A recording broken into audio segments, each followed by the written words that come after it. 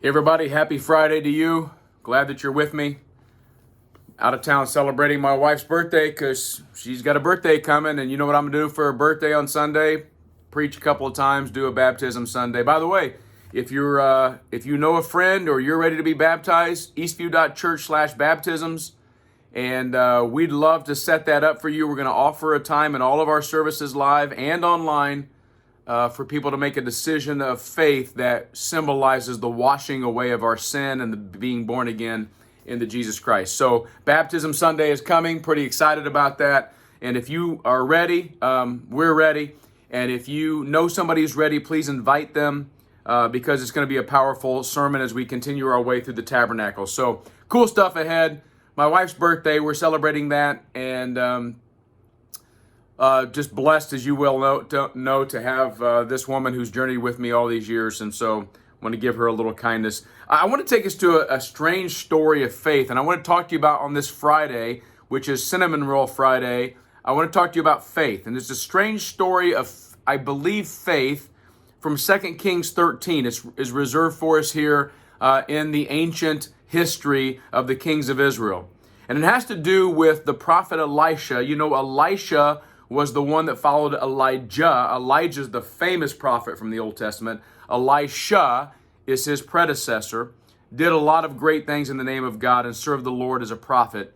But now he's dying. And it says in chapter 13 of 2 Kings verse 14, when Elisha had fallen sick with the illness of which he was to die, Joash, the king of Israel, went down to him and wept before him, crying, my father, the chariots of Israel and its horsemen. Now that's interesting that he says that line because that's exactly what Elisha said when he saw Elijah go up to heaven in chariots of fire and a whirlwind. So he's connecting. Joash is going, what am I going to do?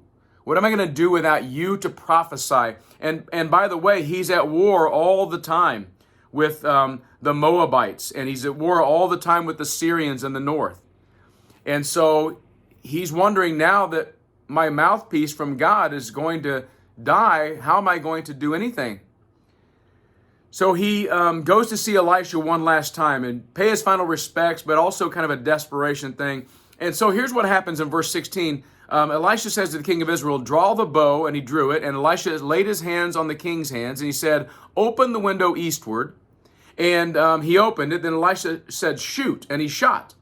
And he said, the Lord's arrows of victory and the arrow of victory over Syria, for you shall fight the Syrians in Aphek until you have destroyed them and made an end of them. And then he tells him to do something. Now, Joash was not a very strong follower of God. In fact, he was a wicked king. But Elisha gives him a chance to show some faith in what God might do for him, his kingdom, and the people of Israel. So these arrows that he has laid his hands on, and that's the signification that he's blessed these arrows for Joash. He says, these are the arrows of victory. And in a way that we don't quite understand, he says to Joash, he says, now I want you to take these arrows that you have, several arrows, and I want you to strike them on the ground. We don't know exactly what the meaning of this is. What we do know is that it symbolized the number of times that God would use the people of Israel to destroy their enemies and defend his kingdom and his name. What Joash does is he just kind of half-heartedly takes these arrows and hits the ground 3 times. And that's where Elisha lectures him. It says that in verse 19, then the man of God was angry with him. You should have struck 5 or 6 times. Then you would have struck down Israel until you've made an end of it. But now you will strike down Syria only 3 times. He goes on to say, listen, this was symbolic. This was like a prayer. This was like faith. You're trusting God to take out your enemies. And I need you to trust it for 3 or 4 or 5 or 6 or 7 times. The question of the day is, what are you doing with the arrows of the Lord? What arrows are you shooting that are faith-driven today? Let me say it another way. What do you believe God is going to do in you, in your world, in your family? And what kind of prayers are directing you, and what kind of actions are you taking to make that faith a reality? See, what I think happens is that we get emergencies in our lives, and we go, God, please fix it. God, deliver us. We trust you can. And he does. or he promises to, or we believe he can, but we don't do it wholeheartedly. We don't go after it.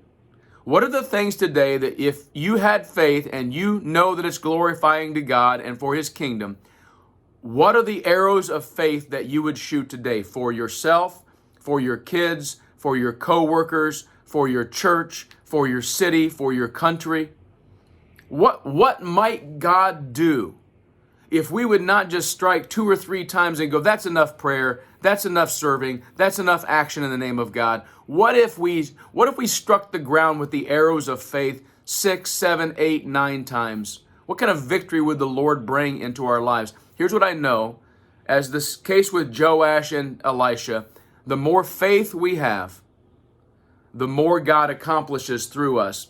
God's not limited by anything, but he tends to work through the faith of his people. So let Friday be cinnamon roll and arrows of faith. Think about those things today. Be a person of faith. Don't stop short of what God has in mind for you or for the people around you. What might God do? Strike the ground as many times as possible. And a good place to strike is your knees in prayer. Peace.